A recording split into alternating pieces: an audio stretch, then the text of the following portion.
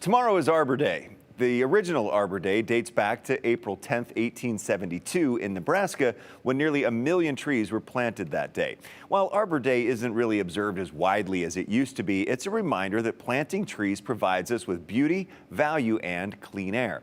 So today, and you can grow it, Garden Master Jim Duthie takes us to a local garden center for a look at a few tree varieties you might want to consider planting in your own yard.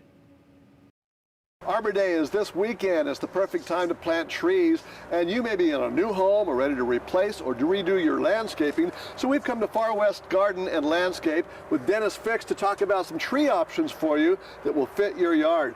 You know, Dennis, everything is really slow this year, budding out. And so normally we'd have buds and leaves on a lot of these trees we're talking about, but it'll eventually get there. Warmer weather's on the way.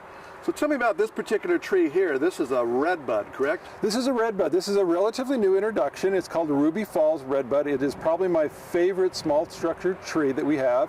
This guy's got a wonderful lavender flower on it, which is just about ready to break open. It's hard to see yet, but it's going to be open in about a week to 10 days. The heart-shaped leaves will stay a rich, dark burgundy color all summer, sometimes with a little bit of green. And since it only grows about 6 feet tall and 4 feet wide, its compact size is great for small yards.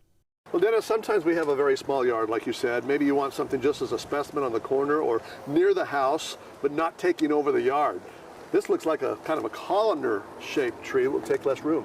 Exactly what it is. It's another new introduction. This has been done by First Editions, and they're coming out with a birch tree that is not going to overgrow your yard. So this one is called Parkland Pillar. He's a columnar tree. He's again only going to be in that 6 to 8 foot wide range. He's going to go up around 20-25 feet. He's got a little bit of a red bark right now, but as he gets a little bit older, he's going to turn into that really, really white bark. Many white bark birch trees in Boise have had problems with the birch borer, but this variety is bred to be resistant to it.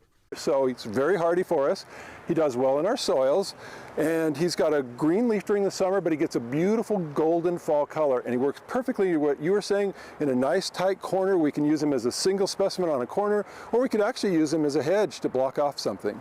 Well, Dennis, sometimes people want a little color all year long. Deciduous trees are great, but here we have a good example of an evergreen. This is a weeping spruce. It is. It's a weeping white spruce. It's got a real, again, kind of in our theme that we're talking about, keeping into maybe our newer type introductions and in our smaller yards applications. This guy fits that bill in both ways. He gives us something, he's got a really graceful, elegant accent look to him, but he stays within bounds. So we're going to get a little bit taller. He's got a nice central leader to him, but he's just going to kind of weep over, just have this beautiful skirt on him that comes back down, and he gives us that year-round interest. This spruce is hardy and durable and can handle wide extremes in temperature. It likes consistently moist soil, but not too wet. All right, this would look great with some Christmas lights on it, wouldn't it? It is a very popular one at Christmas time. All right. Dennis, everybody loves maple trees. They're a great specimen tree, and this one is great because of its name. Yeah, you gotta like that name, Sun Valley Maple. Sounds like it comes from Idaho. Perfect. It doesn't come from Idaho, but it is a very great tree. I love this tree. It's a little smaller structured overall. A lot of maples are really big, and with, again, our smaller yards. This maple will grow about 30 feet tall and 25 feet wide with green leaves in the summer, which turn a brilliant red color in the fall, making it a great option for multiple seasons. But one of its greatest attributes is it's a seedless variety. So as a kid, everybody played with the little seeds, the little helicopters that came down, and we loved that. But as an adult, when we're blowing those off our streets, our sidewalks, our cars, it gets a little annoying. So they finally come up with a variety that has no seeds to it. All right, Dennis, thank you so much. Far West Nursery has all of these trees here. You can come out and take a look at them, get an idea what they're going to look like in your yard. Don't forget, Arbor Day this weekend, some great options for you to plant in your yard.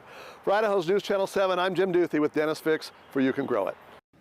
Early spring and late fall are the best times of the year to plant trees here in Idaho. You can find a large variety of trees ready to plant and get professional advice at local garden centers throughout southern Idaho.